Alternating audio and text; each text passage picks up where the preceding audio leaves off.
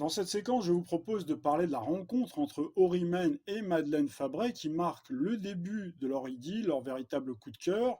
Dès le début de la série, au cours du tout premier épisode, on assiste à l'accident d'attelage qui projette Madeleine et sa gouvernante dans un environnement aquatique, une rivière ou un étang, qui est déjà une mise en scène presque symbolique de son appartenance zodiacale à l'élément eau et poisson. L'eau est non seulement son élément naturel, mais aussi un terrain où elle est à la fois en danger et protégée, comme une figure neptunienne immergée dans son propre univers.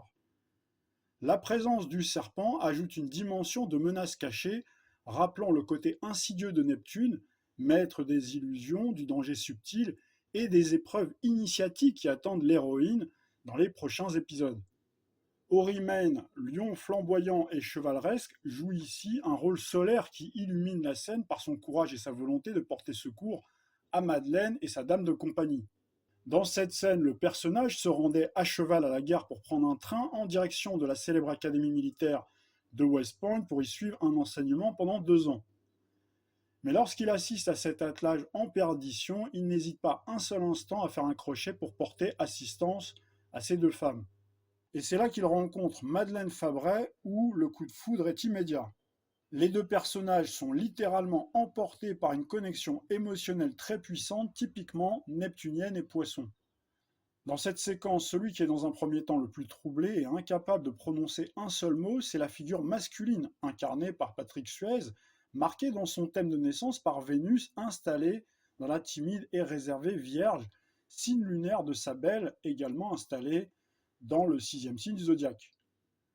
Et c'est finalement la demoiselle qui, pour cacher son trouble, se montre, dans un premier temps en tout cas, la plus audacieuse et fera la conversation, à l'instar de Vénus présent à la naissance de l'actrice dans le signe viril du bélier. Elle adresse ses plus chaleureux remerciements à son chevalier servant pour briser la glace. Ensuite, le héros reprend ses esprits et son esprit d'initiative typique du confiant et flamboyant lion pour demander à la jeune femme un gage en guise de remerciement, puis il fait parler son sens du dévouement et sa serviabilité vierge pour proposer d'escorter la demoiselle sur son cheval à son lieu de destination puisque son carrosse est accidenté et hors d'usage.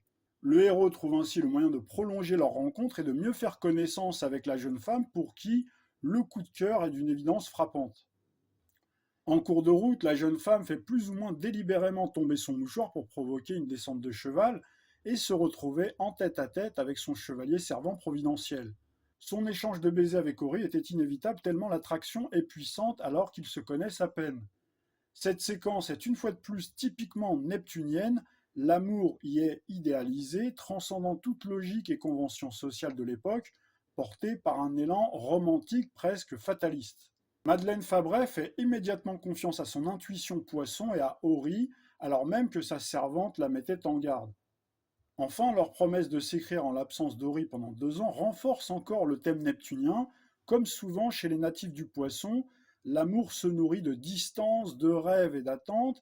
Elle accepte une relation où la séparation est inévitable, vivant l'attente comme une sorte de sacrifice sentimental. Mais déjà, le téléspectateur, un minimum attentif et intuitif à l'instar du poisson, sans poindre les déceptions, les illusions et les désillusions que Neptune tisse autour de ce type de romance idéalisée.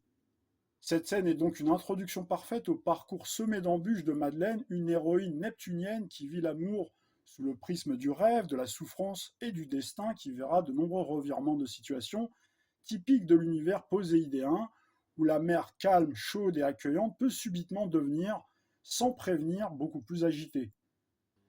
Dans l'univers de Poséidon, on passe souvent par tous les ascenseurs émotionnels, la joie, l'espoir, mais aussi la déception, les illusions, les renoncements, puis les retrouvailles inespérées, la romance, la souffrance, le sacrifice, le désespoir, et enfin la délivrance, en forme de happy end, pour finalement, dans la saison 2, pour les fans qui ont suivi, la perte et le chagrin de l'être aimé, pour se consoler dans les bras du fidèle ami de son regretté époux.